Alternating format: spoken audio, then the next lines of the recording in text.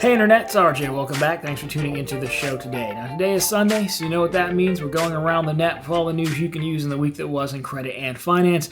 And on the docket for today, we have a few of the other airline programs chiming in with their changes coming in for 2024. We have Alaska, Southwest, and United, so we'll take a look at those. We will also talk about Wells Fargo and their addition to transfer partners, and we have a potential change, kind of sort of maybe, to the Chase Inc. Premier that could make this card just a little bit more interesting. So of course, if that sounds interesting to you, go ahead, press the subscribe button, and let's get to work. Now, of course, the last month or so for airline travel has been dominated by Delta, so now that those changes are at least wrapped up for the time being, the other airlines are kind of getting into the mix. This time we have Alaska. We'll start out with them. They have published their upcoming calendar, upgraded, or I should say rewards chart for 2024. So they are making some significant changes depending on how you use them. So if we take a look at this, what they're doing is they're switching over to like a distance-based system, which on the surface is actually a little bit easier to understand, I think, but they're breaking out the travel into basically three regions. So I'll put each chart up as we go, but so you have the Americas as a group, then you have Europe, Middle East, and Africa as your other group, and then you have Asia Pacific as the third group. And so you can see on these charts, again, the distance in miles is on the left, and then what it gets you status-wise, or I guess seating-wise, I should say, is on the right. So that is a little bit of a change there. Now, in addition, they do have some other notes here. So they are going to, at some point, increase partner award inventory. We don't know by how much. We don't necessarily know when. There will be new partner award sales. Again, no details on that. Upcoming, you're saying flexibility with partners, and then there is no change to the stopover policy that they have. Now, again, I haven't flown Alaska or any of their partner airlines, so I won't get too much into it on personal opinions, but you can let me know down below in the comments what you think, as I leave these charts on screen for you. So, I mean, as far as the notes, again, we only know they're not changing their stopover policy. The other three, we're going to have to see how it shakes out. And I do believe they're going to do some of these changes will go live around March of next year. So you have a little bit of time to book something now. From what I understand, reading around the internet, they're not totally terrible, but there were a lot of like sweet spot bookings, like most airlines have. Those are pretty much gotten wiped out with this. Unfortunately, meaning it could be a little bit harder to get maximum value, but overall on the surface, it does at least seem a little bit easier to understand based off of mileage and the category, or the regions, if anything else. Again, full post over at profitablecontent.com.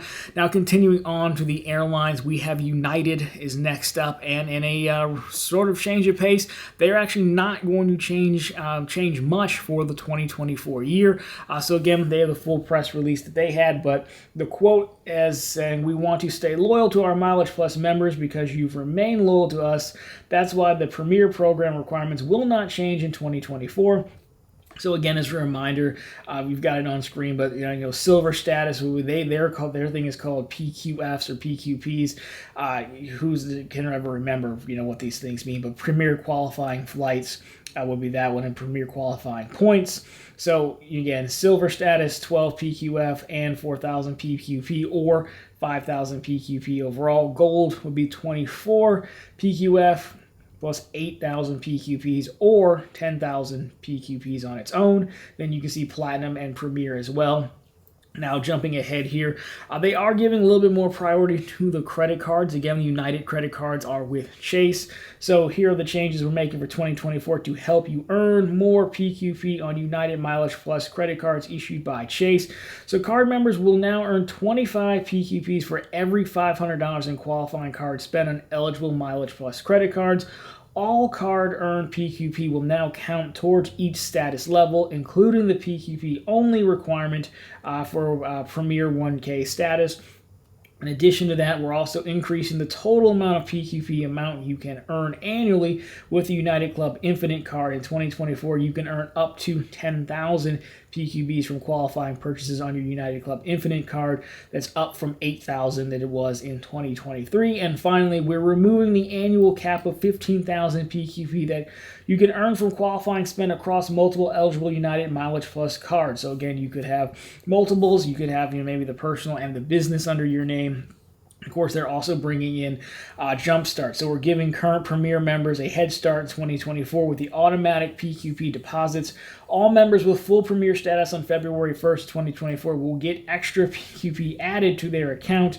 The number of PQP is based on the status level. So Silver members 250, Gold 500, Platinum 750, and Premier 1K is going to be 1250. So a lot of abbreviations, PQPs, PQFs in there. It's always so hard to keep straight, which is kind of annoying. They should probably simplify the wording. But overall, again, not too bad. And you can see a continuing trend as Delta and Amex put more of an emphasis on spending on their co-branded cards. Again, here, United doing a bit of the same. And the United Club Infinite card, it was a $525, $550 annual fee.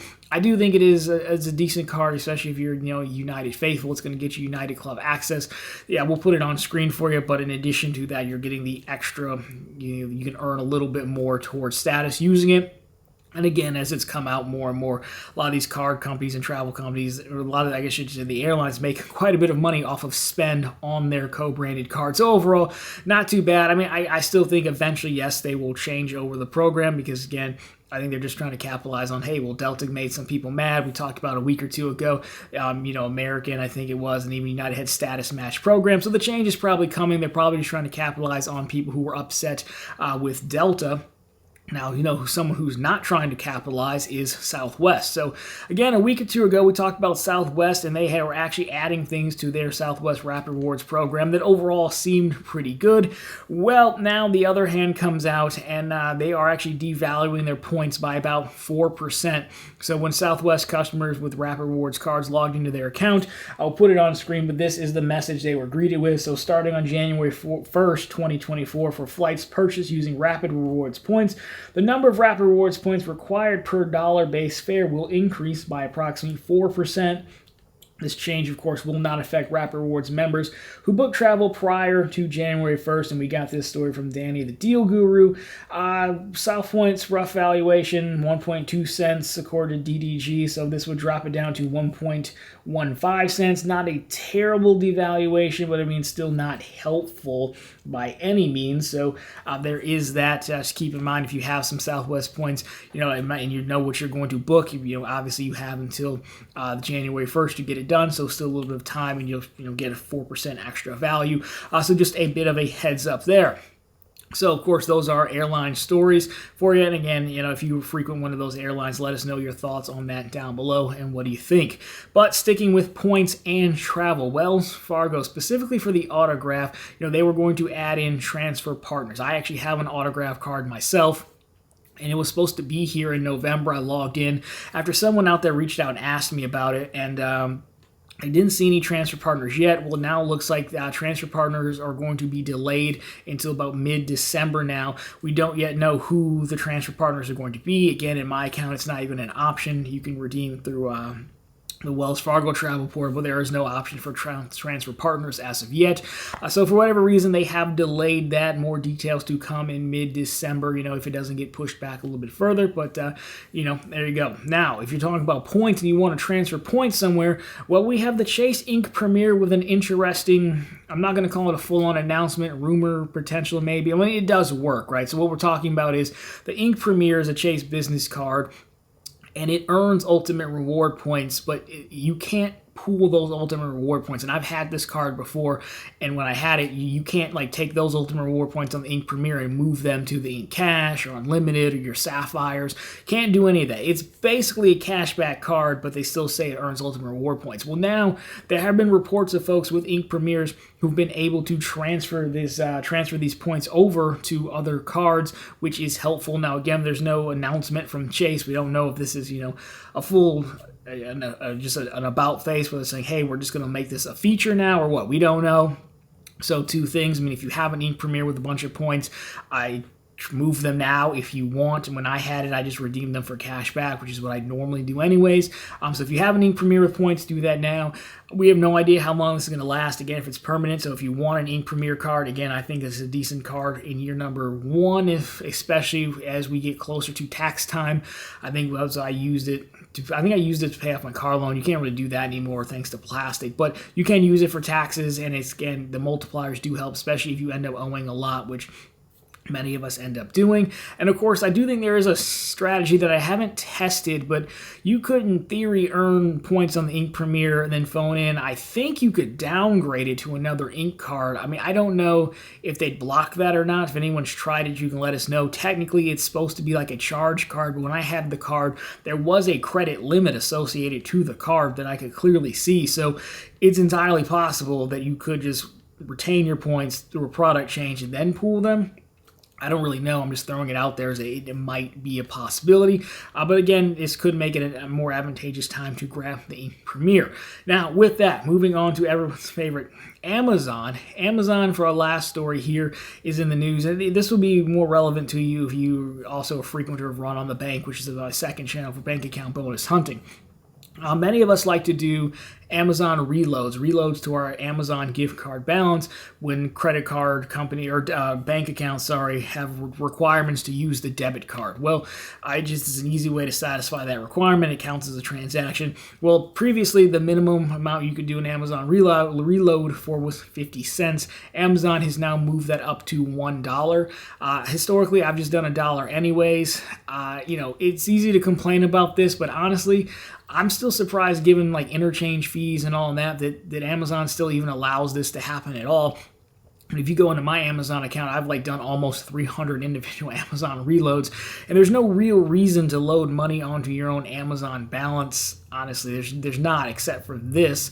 Gift cards would be different, but literally just reloading your Amazon balance, not really a benefit there. So I'm still surprised that they allow this at all. So I'm not going to complain too much, making it at least $1 again, given the swipe fees and everything. But if you are looking for, and you're on Amazon Prime faithful, with the Amazon Prime credit card, the $200 sign-up offer is back. I do have a referral link for it. It's one that I picked up. It's actually one of my favorite credit cards, actually, given the 5%, how much stuff I buy off Amazon, how easy it is to use. And for that offer, I believe you just have to simply sign up, and they just give you the $200 Amazon gift card. I did a whole video on it on my second channel, so I'll link it down below if you are interested to it. Again, there's no annual fee, but it is kind of just, having the Prime membership basically is the annual fee, if you will. So definitely could be something to take a look at. But anyways, guys, that has been the news for this week. So, of course, if you liked it, drop me a thumbs up down below. If you found it particularly interesting, consider subscribing to the channel, because we're posting content just like this every single week.